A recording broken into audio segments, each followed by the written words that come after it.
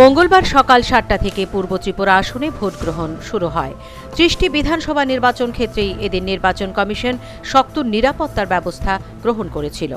এদিন ভোট শেষ হবার পর বাম দলের পক্ষ থেকে মেলার মাঠে সিপিআইএম রাজ্য সম্পাদক গৌতম দাস সাংবাদিক বৈঠক করে বলেন, আমরা পূর্ব ত্রিপুরা আসনের ভোটারদের অভিনন্দন জানাচ্ছি। কেউ কেউ ২-৩ বারের চেষ্টাতেও ভোট দিয়েছে। তাছাড়া নির্বাচন দপ্তরও ইতিবাচক পদক্ষেপ নিয়েছে বলে অভিমত প্রকাশ করেন। ওদিকে তেলিয়ামুড়া প্রবন্ধনগর বিধানসভা কেন্দ্রের কল্যাণপুর প্রবন্ধনগর বিধানসভা কেন্দ্রের কল্যাণপুর এলাকায় সেখানে 11টা বুথে বাধা দেওয়ার চেষ্টা করেছে। কিন্তু যেটা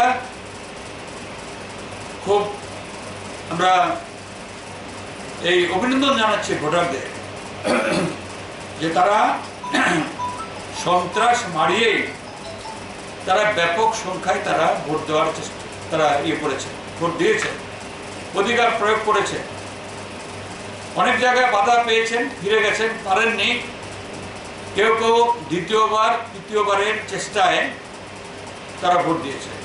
এবং আজকে এই 11 তারিখের অভিজ্ঞতার পরিপ্রেক্ষিতে ভারতের নির্বাচন কমিশন এবং রাজ্য নির্বাচন দপ্তর কিছু ইতিবাচক ভূমিকা তারা নিয়েছিল। সাংবাদিকদের তিনি জানান, আজকের ভোট সন্ত্রাসের আবহে হয়েছে, তবে সাধারণ ভোটারদের কাছে তা ছিল জেদের ভোট। ছিল তার মধ্যে আজকে সকাল থেকে ভোট, এই ভোটটা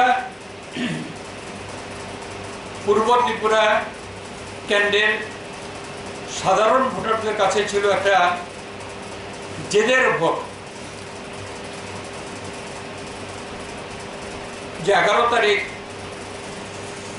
পশ্চিম ত্রিপুরা আসনে যেভাবে বিজেপি লার্জ স্কেল রিগিং করেছে, মানুষের ভোটাধিকার ডাকাতি করেছে। পূর্ব ত্রিপুরা আসনে ভোটের আগের দিন পর্যন্ত বিভিন্ন শাসক দল বিরোধী দলগুলো নির্বাচন দপ্তরে অভিযোগ করে আসছিল। নির্বাচন দপ্তরও অবাধ ও শান্তিপূর্ণ ভোট করার জন্য তাদের প্রতিশ্রুতি দিয়েছিল। আজকে সাংবাদিক সম্মেলনে বাম দল বিভিন্ন জায়গায় গণ্ডগোল হয়েছে বলে জানান, তবে সেই অভিযোগগুলোতে তেমন কোনো জোর ছিল না। তাছাড়া এদিন পশ্চিম ত্রিপুরার আসনে পুনঃ ভোটের আবারও দাবি করেন। Bureau report, news vanguard.